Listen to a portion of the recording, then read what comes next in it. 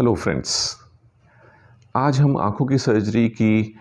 एक बहुत ही interesting story को आपसे डिस्कस करने वाले हैं। आँखों में मोतियाबिंद के बारे में हम पहले भी जान चुके हैं और ज़्यादातर लोग वैसे भी जानते हैं क्योंकि उनके परिवार में किसी ना किसी को सफ़ेद मोतिया हो चुका होता है और उन्होंने ऑपरेशन भी करवाया होता है। ये हम सब जानते हैं कि आजकल जब हमारी आँखों में मोतिया होता है, जिसका मतलब होता है हमारी आँख का क्लियर लेंस ओपेक हो जाता है, तो फिर आजकल सर्जरी करके फेकोएमल्सिफिकेशन करके उस लेंस को निकाल दिया जाता है और फिर उसे रिप्लेस किया जाता है एक इंट्राओकुलर लेंस से, ताकि ऑपरेशन के बाद या तो पेशेंट को चश्मा लगे ही नहीं और या फिर थोड़े नंबर का लगे। पर क्या आप जानते हैं कि सदियों तक, यानी कि कई हज़ार सालों तक, यदि हम बात करें सुश्रुत के ज़माने से, जो कि सुश्रुता संहिता में वर्णित है, रिटन है कि उस समय सुश्रुत कैटरेक्ट सर्जरी किया करते थे, जिसे आजकल की भाषा में हम काउचिंग कहते हैं। उस समय जब आँख का लेंस ओपेक हो जाता था, मोतिया बन जाता था, तो सुश्रुत उसे एक गर्म सुई से, जिसे स्टरलाइजेशन किया जाता था, और उसके बाद उसे ज़ोर से पुश करके आँख के पिछले हिस्से विट्रियस में पुश कर देते थे, जिससे वो देखने के रास्ते से हट जाता था और विट्रियस में गिर जाता था। अब इससे वो रास्ता तो क्लियर हो जाता था जिससे मोतिये ने रोक रखा था, लेकिन लेंस तो आँख के पिछले हिस्से के अंदर ही रह जाता था, जिससे कई बार कई कॉम्प्लिकेशंस उसमें एक्सप्लेन की गई हैं। फिर सदियों तक सिर्फ यही चलता रहा कि काउचिंग होती रही और कोई सर्जरी आगे नहीं बढ़ी। इसके बाद ज़माना आया 20वीं सदी के शुरू में, जबकि कैटरेक्ट सर्जरी की जाने लगी और फिर कैटरेक्ट को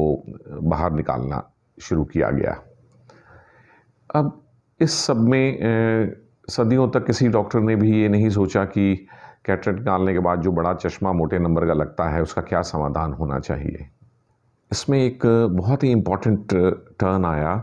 जबकि इंग्लैंड के एक बहुत ही मशहूर आँखों के सर्जन डॉक्टर हेरल्ड रिडले अपनी ओटी में जब ऑपरेट कर रहे थे और उन्हें देखने के लिए एक group of interns operation theatre में खड़े थे, उन सब ने देखा कि डॉक्टर रिडले ने अपने कैटरेक्ट पेशेंट के मोतिये को बाहर निकाल दिया और स्टिच कर दिया आँख को। सर्जरी ख़त्म होने के बाद क्वेश्चन आंसर सेशन में उनमें से एक इंटर्न ने बड़ी उत्सुकता से पूछा कि डॉक्टर रिडले, आपने इस पेशेंट की आँख से मोतियाबिंद तो निकाल दिया, लेकिन उसकी जगह कुछ नया लेंस नहीं डाला। ये सुन के डॉक्टर रिडले भी किंग कर्तव्य विमूढ़ हो गए। इसका मतलब वो अचंभित हो गए कि इस सवाल का ना तो उनके पास जवाब था और ना ही उन्होंने या बहुत सारे लोगों ने कभी सोचा भी नहीं था कि हम एक भेड़ चाल की तरह, जैसे हमें सिखाया जाता है कि बस आँख से मोतियाँ निकालना है और उसे रिप्लेस करने के बारे में हमने कभी सोचा ही नहीं। यहाँ से डॉक्टर रिडले के दिमाग में ये सवाल घूमता रहा कि हम क्यों ना आँख से निकले हुए मोतिये को किसी लेंस से रिप्लेस करें, ताकि वो जगह भी खाली ना रहे और पेशेंट की आँख को लेंस भी मिल जाए, ताकि ऑपरेशन के बाद उसे मोटा चश्मा ना पहनना पड़े। फिर वक्त आया सेकेंड वर्ल्ड वॉर का, जहाँ डॉक्टर रिडले पोस्टेड थे आर्मी बेस कैंप में, जहाँ उनके पास एक दिन एयर क्रैश के पायलट, जो कि सेकेंड वर्ल्ड वॉर में फ़ाइट कर रहे थे, उन्हें लाया गया और इस पेशेंट की जान तो बच गई, लेकिन उसकी आई में काफ़ी इंजरी हुई थी। ऑपरेशन करके जब देखा गया तो पाया गया कि उनकी आँख में एक पार्टिकल चला गया था, एक ग्लास पार्टिकल गया हुआ था, लेकिन उसने उनकी आँखों में किसी भी तरह का कोई इन्फ्लेमेटरी रिएक्शन नहीं किया। जब इस पेशेंट के आँख से ये पार्टिकल निकाला गया और उसे जांचा गया तो देखा गया ये तो जो फाइटर प्लेन्स हैं उनकी कैनोपी में, जो सामने विंडशील्ड होती है, उसमें लगाए जाने वाले शीशे का एक हिस्सा है। फिर ये पता किया गया कि ये शीशा जो है PMMA मटेरियल से बनता है, पॉली मिथाइल मिथाक्रिलेट। तो यहीं से आइडिया आया कि यदि हम आँख में कोई लेंस डालना चाहते हैं और उसे इसी मटेरियल से बनाएं, तो वो आँख में रिएक्शन नहीं करेगा और इसी मटेरियल के हम नंबर वाले लेंसेस बना सकते हैं। इसके बाद कुछ सालों तक इस पे अनुसंधान होता रहा और डॉक्टर रिडले ने रेनर कंपनी, जो तरह तरह के आँखों के स्पेक्टिकल लेंसेज और ग्लासेस में डील करते थे, उनसे कांटेक्ट करके एक IOL इंट्राऑक्युलर लेंस बनवाया PMMA मटेरियल का, वही मटेरियल जिससे फाइटर प्लेन्स की विंडशील्ड बनती है। और फिर वो सुनहरा दिन आया 29 नवंबर 1949, जबकि डॉक्टर हेरल्ड रिडले ने